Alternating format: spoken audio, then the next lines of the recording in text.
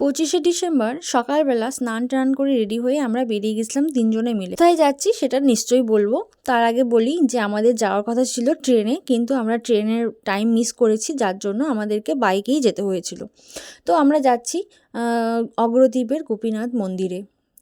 সকালবেলা যেহেতু চা বিস্কিট ছাড়া অন্য কিছু খেয়ে বের হইনি, তো আমার ছেলে বললো ওর ভীষণ জোরে খিদে পেয়ে গেছে, তো ওকে খাওয়ানোর জন্য এই মিষ্টির দোকানে ওকে পরোটা আর মিষ্টি খাওয়াতে নিয়ে আসা হয়েছে। তো তারপরে ওকে খাইয়ে নেওয়ার পর আমরা আবার বেরিয়ে যাব, ততক্ষণ ও খেয়ে নিক, ওর ভীষণ জোরে খিদে পেয়েছিল।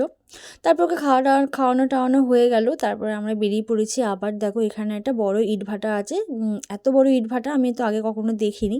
তারপরে গঙ্গা ঘাট পেরিয়ে ওপারে যেতে হবে অগ্রদ্বীপের গোপীনাথের মন্দিরে। আমাদের আসতে একটু লেট হয়ে গেছিলো, মানে বাড়ি থেকে বেরোতে লেট হয়ে গেছিলো, যেহেতু আগে থেকে কোনো কিছু প্ল্যানিং ছিল না, সেই জন্য আমরা যখন গেছি তখন পুজো প্রায় হয়ে গেছে। তো আমাদের তো লেট হয়ে গেছে, আমরা জানতামও না যে কটার মধ্যে পুজো হয়, তো কি আর করা যাবে। কিন্তু আমাদের দর্শন খুব ভালো হয়েছে, আর আমরা যাওয়া মাত্রই হাতে চরণামৃত পেয়ে গেছিলাম।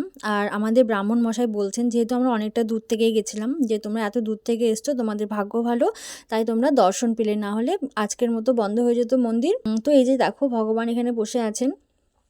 তো তারপরে দেখো বাইরেটা ঘুরে তোমাদের দেখাচ্ছি। আর এখানে হনুমানগুলো, মানে মানুষের যারা যেসব মানুষগুলো ওদেরকে খাবার দিতে যাচ্ছে, তাদের হাত থেকে পুরো খাবার কেড়ে নিয়ে ছুটে চলে যাচ্ছে।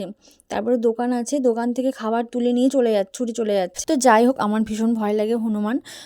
তো চলো এখান থেকে যাওয়া যাক। এবার হচ্ছে মেন মন্দিরে যাব। বাবা গোপীনাথ এই মন্দিরে 6 মাস থাকেন, আর মেন মন্দিরে 6 মাস থাকেন। অঘ্রাণ মাসে এই মন্দিরে এসেছেন, আর আবার 6 মাস থেকে মেন মন্দিরে যাবেন। এই জিনিসগুলো, মানে এই কথাগুলো আমরা তো এখানে এসেই জানলাম।